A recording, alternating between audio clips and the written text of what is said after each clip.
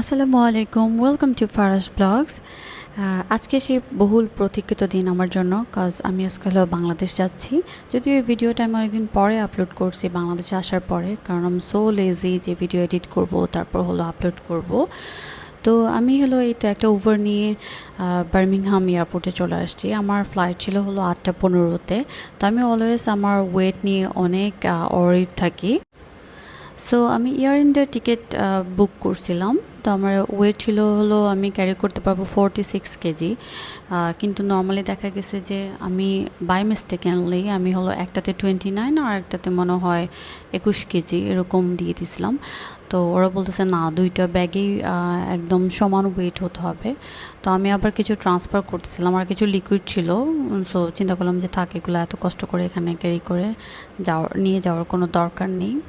তো আমি ভিতরে কিছুক্ষণ ঘোরাফেরা করার পরেই ওদের বোর্ডিং টাইম হয়ে গেল। তো যেহেতু আমরা পিছনের সারিতে ছিলাম, তো পিছনের সাইড দিয়ে স্টিয়ার দিয়ে বোর্ডিং স্টার্ট করলো, আর সামনের সারিতে যারা ছিল তাদের জন্য বোর্ডিং ব্রিজ দিল।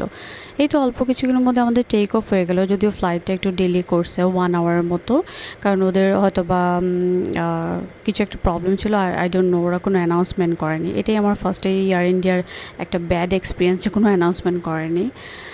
তো টেক অফের পরেই আমি একটু রিল্যাক্সলি বসলাম, কারণ হলো আমি দেখলাম যে আমার আশেপাশে 2টা সিট খালি। শুধু আমার পাশে না, সবার পাশে মোটামুটি ফ্লাইটটা অনেক ফাঁকা ছিল। তো সবার পাশেই 1-2টা সিট করে খালি ছিল। যদিও এই সিটগুলো খুবই লো মানের, আর আমার খুব ভালোই লাগতেছিল না, কেমন জানি ছিঁড়া এইটা সেটা এরকম। তো অল্প কিছুক্ষণের মধ্যে ওরা আমাদের খাবার সার্ভ করলো। খাবারের মেনুতে ছিল হলো একটা ভেজিটেবল, একটা চিকেন, আর হলো রাইসটা যদিও অনেক শক্ত ছিল। আর এই সালাদটা আমার কাছে অনেক পছন্দ হয়েছে। এটা পিস ছিল, চিক পিস, আর হলো আর পটেটোস ছিল।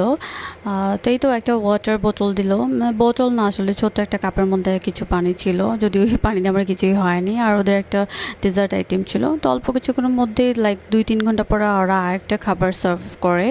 এই খাবারটার মধ্যে ছিল হলো ইডলি আর হলো জাস্ট নর্মাল ডাল, 2 রকমের ডাল ছিল আর কি। তো যাই হোক না কেন,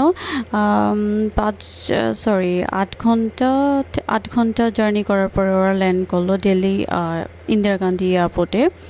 তো দিল্লি এয়ারপোর্টে নামার পরে আমার খুব বাজে একটা এক্সপিরিয়েন্স হয়েছে, কারণ হলো আমি দেখলাম কি ওদের চেকিংটা প্রপারভাবে হচ্ছিল না। কেন হচ্ছিল না? কারণ ওরা যাকে তাকে বলতেছে কি যে আপনার ব্যাগে লাইটার আছে, আপনার ব্যাগে লাইটার আছে। ইভেন দে শুড আস্ক যে আসলে কি আপনার ব্যাগে কি কিছু আছে। তারা এরকম আস্ক না করে ডিরেক্ট বলতেছে আপনার ব্যাগে লাইটার আছে, সব কিছু খুলেন। মানে শুধু আমার না, আশেপাশে অনেক মানে যাত্রীদের ওরা খুবই হেনস্থা